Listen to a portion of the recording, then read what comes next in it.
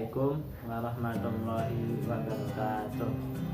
Sebelumnya perkenalkan, nama saya Muhammad Ihsanuddin Nanik, NIM 230101604119.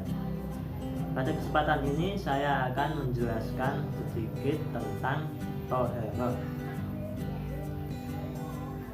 Di dalam Toharoh saya akan menyampaikan 5 bab mengenai Toharoh. Langsung saja yang pertama, yaitu pengertian Toharoh. Toharoh menurut bahasa yaitu bersih atau suci atau terbebas dari kotoran. Sedangkan Toharoh menurut istilah yaitu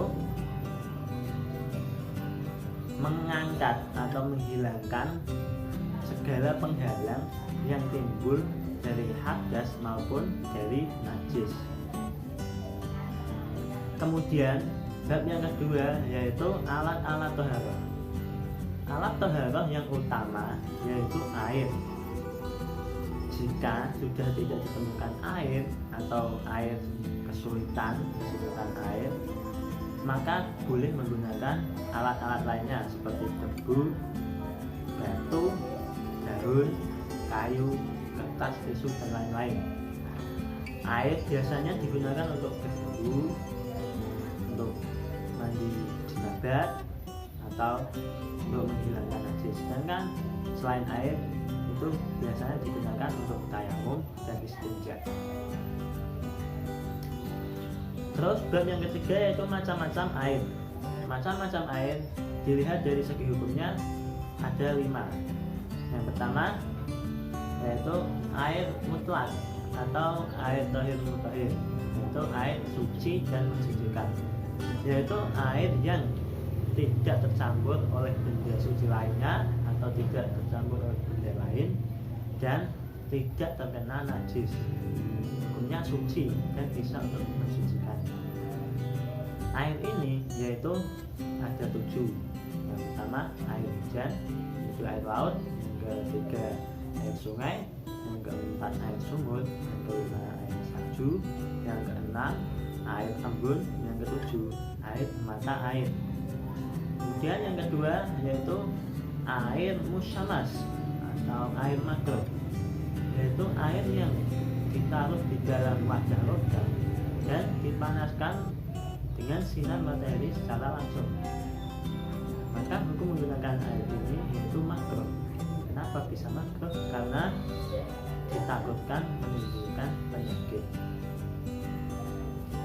Namun jika air tersebut diwadahi oleh wadah plastik atau selai logam dan dipanaskan oleh sinar matahari langsung maupun tidak langsung, maka hukumnya masih bisa digunakan untuk bersuci. Kemudian air yang ketiga yaitu air tohir wiro mutahhir, yaitu air yang suci tapi tidak bisa digunakan untuk mensucikan. Air ini terbagi menjadi 2. Pertama, air yang sudah tercampur dengan benda suci lainnya dan sudah berubah sifatnya, warna, rasa, dan bau. Contohnya yaitu air kopi, air teh, dan air susu dan lain-lainnya. Yang kedua yaitu air yang terdapat di dalam tumbuh-tumbuhan atau di dalam buah-buahan. Contohnya yaitu air kelapa. Kemudian air yang keempat yaitu air mustakmal. Air mustakmal yaitu air yang sudah pernah digunakan untuk bersuci. Air ini tidak bisa digunakan untuk bersuci lagi. Dan jika ada air kurang dari 2 kolah dan terkena air mustakmal, maka air tersebut sudah tidak bisa digunakan untuk bersuci. Tapi jika ada air 2 kolah lebih dan terkena air mustakmal dan tidak berubah sifatnya, maka bisa digunakan untuk bersuci lagi. Kemudian air yang kelima yaitu air mutanajis. Air mutanajis yaitu air yang sudah tercampur dengan benda lain atau air yang sudah terkena najis atau kotoran. Air ini sudah tidak bisa digunakan lagi untuk bersuci. Tapi jika air tersebut lebih 2 kolah dan terkena najis, kotoran tapi tidak merubah sifatnya dan merubah warna, bau dan rasa, maka air tersebut masih bisa digunakan untuk bersuci. Kemudian bab yang keempat yaitu macam-macam hadas beserta cara mensucikannya. Hadas di sini yaitu terbagi menjadi dua, yaitu hadas kecil dan hadas besar. Hadas kecil yaitu hadas yang jika kita terkena hadas tersebut, maka cara mensucikannya yaitu berwudu. Hadas ini meliputi ada 4. Yang pertama, sesuatu yang keluar dari tubuh maupun tubuh kecuali air mani. Yang kedua, hilang akal, sebab tidur, sebab minuman keras dan lain-lain. Yang ketiga, menyentuh lawan jenis yang sudah balik dan tidak mahramnya. Yang terakhir, yang keempat, menyentuh kubur dan duduk dengan telapak tangan. Kemudian hadas besar, yaitu hadas yang bila kita terkena hadas tersebut, maka cara mensucikannya yaitu mandi besar atau mandi jinabat. Ini kalau laki-laki biasanya mimpi keluar mani atau berhubungan dengan istri, dan kalau wanita biasanya haid dan nifas. Itu cara mensucikannya yaitu dengan mandi besar. Kemudian bab yang kelima yaitu macam-macam najis. Macam-macam najis ada 3. Yang pertama, najis mubalaghah, yaitu najis besar, yaitu najisnya anjing dan babi dan segala anak keturunannya.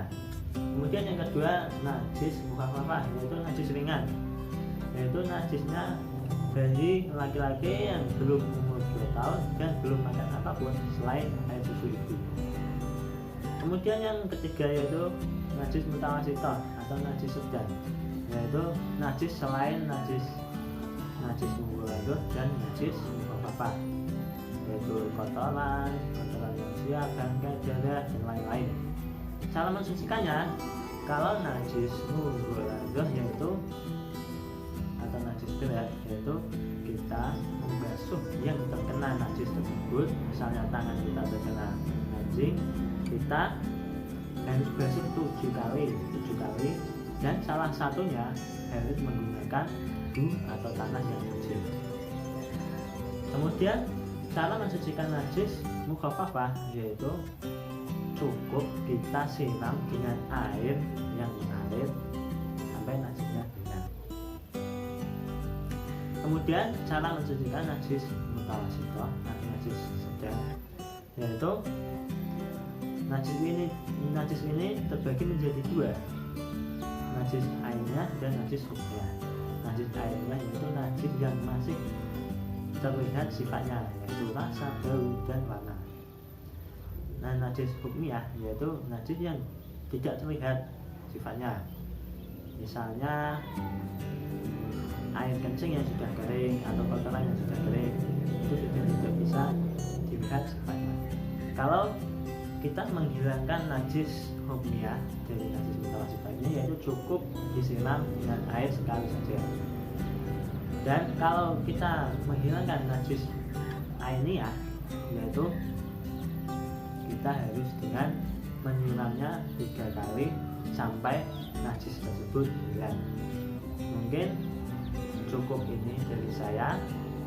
Apabila ada kesalahan, saya mohon maaf yang sebesar-besarnya. Wassalamualaikum warahmatullahi wabarakatuh.